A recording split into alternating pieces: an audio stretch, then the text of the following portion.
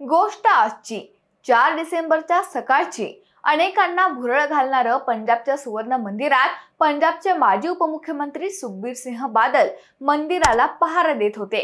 पाय फ्रॅक्चर झालेला असतानाही सकाळच्या थंडीत व्हील चेअरवर बसलेले उपमुख्यमंत्री बादल साहेब त्यांना देण्यात आलेली धार्मिक शिक्षा भोगत होते।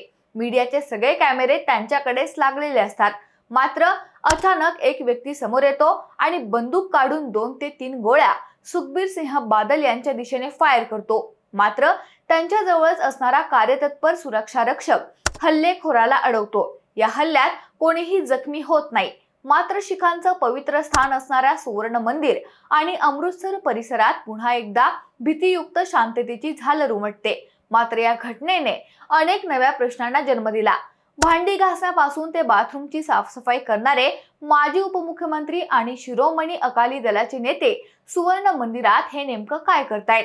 शीख धर्मात धार्मिक शिक्षा नक्की काय सांगितली जाते?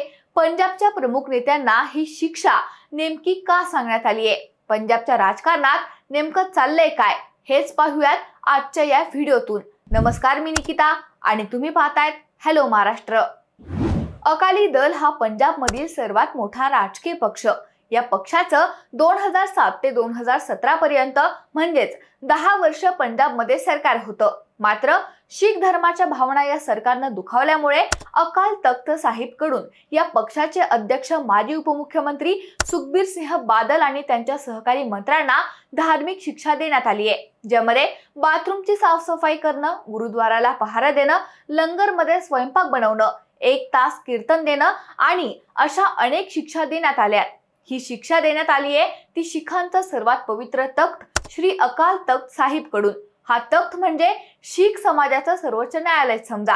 शिखांच्या धार्मिक भावना दुखावल्या असतील किंवा धर्माचा अन्याय झाला असेल तर त्याला शिक्षा सुनावण्याचा अधिकार या तख्ताचा असतो। विशेष म्हणजे या शिक्षेपासून मोठे राजकीय नेते आणि उद्योगपतीही वाचू शकत नाहीत। आता या अकाली दल या पक्षानं नेमकं शीख समाजाच्या भावना कशा दुखावल्या होत्या, ज्यामुळे त्यांना शिक्षा झाली, हे आता आपण थोडक्यात समजून घेऊयात। 2007 ला पंजाबच्या सत्तेवर आल्यापासून पुढील 10 वर्षात या पक्षानं शीख धर्माचा अनेकदा अपमान केल्याचा ठपका त्यांच्यावर होता, ज्यामध्ये शीख तरुणांना मारणाऱ्या पोलीस अधिकाऱ्यांना बढती देणं, सरकारच्या काळात गुरु ग्रंथ साहिबचा अपमान करणाऱ्या अनेक घटना घडल्या, पण दोषी शोधले गेले नाहीयेत। डेरा सच्चा सौदाचा राम रहीम याला शिक्षा होऊ नये म्हणून प्रयत्न करणं, गुरु ग्रंथ साहिब या धर्मग्रंथाची पानं फाडण्यात आणि आग लावण्यात आल्याच्या घटना अकाली दलाच्या कार्यकाळात घडल्या। या आणि अशा अनेक आरोपांवरून अकाल तख्त साहिबाने आता अकाली दलाच्या नेत्यांना धार्मिक शिक्षा सुनावली आहे। अकाल तख्त साहिब हे शीख समुदायाचे सर्वोच्च ठिकाण आहे।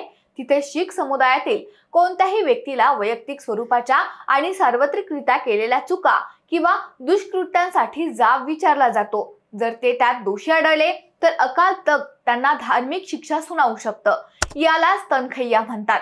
प्रकाश सिंह बादल यांचे सुपुत्र आणि सध्या अकाली दलाची धुरा सांभाळणाऱ्या सुखबीर सिंह बादल यांना याआधी तनखैया घोषित करण्यात आलं होतं। त्याचाच निवाडा 2 नोव्हेंबरला करण्यात आलाय। त्यानंतर शिक्षा सुनावण्यात आलेले उपमुख्यमंत्री आणि सर्व राजकीय नेते शिक्षा भोगत असल्याचे फोटो आणि व्हिडिओ आपण सर्वांनी पाहिले असतीलच। या सगळ्या प्रकारातून शीख धर्म आपल्या धार्मिक प्रतीकांचं किती संरक्षण करतो आणि वेळ पडलीच तर त्याच्यासाठी कोणाचीही हयगय करत नाही, हे देखील दिसून आलं। खरं तर अकाली दल या पक्षाच्या विरोधात पंजाबमधील शीख समाजाच्या मनात प्रचंड आक्रोश होता। त्यातच फळ म्हणून 2017 पासून तब्बल 2 वेळा शीख समाजाने या पक्षाला सत्तेतून खाली खेचलं। पक्षाचे नेतृत्व करत असणारा दिवंगत प्रकाश सिंह बादल आणि सध्या नेतृत्व करत असणारे त्यांचे चिरंजीव सुखबीर सिंह बादल यांचं राजकारण शून्यावर नेऊन ठेवलंय। पक्षाला इतकी मोठी उतरती कळा लागली की नुकताच पार पडलेल्या विधानसभा निवडणुकीत पक्षाचे अवघे 3 आमदार आणि लोकसभेला अवघा 1 खासदार निवडून आणता आलाय। त्यामुळे शीख समाजाचा पुन्हा इमोशनल सपोर्ट मिळवण्यासाठी हे सगळं नाटक रचलं जात असल्याचा आरोप आता विरोधकांकडून करण्यात येतोय। खरं खोटं काही असो, पण यामुळे पंजाबमध्ये राजकारण करताना शीख समाजाच्या भावना दुखावण्याची चूक कोणताही राजकीय पक्ष किंवा नेता करणार नाही, एवढं मात्र नक्की। बाकी तुम्हाला आमचा हा व्हिडिओ कसा वाटला हे आम्हाला कमेंट करून नक्की कळवा आणि अशाच नवनवीन राजकीय व्हिडिओसाठी हॅलो महाराष्ट्र या आमच्या चॅनलला सबस्क्राइब करायला विसरू नका। व्हिडिओ शेवटपर्यंत पाहिल्याबद्दल धन्यवाद।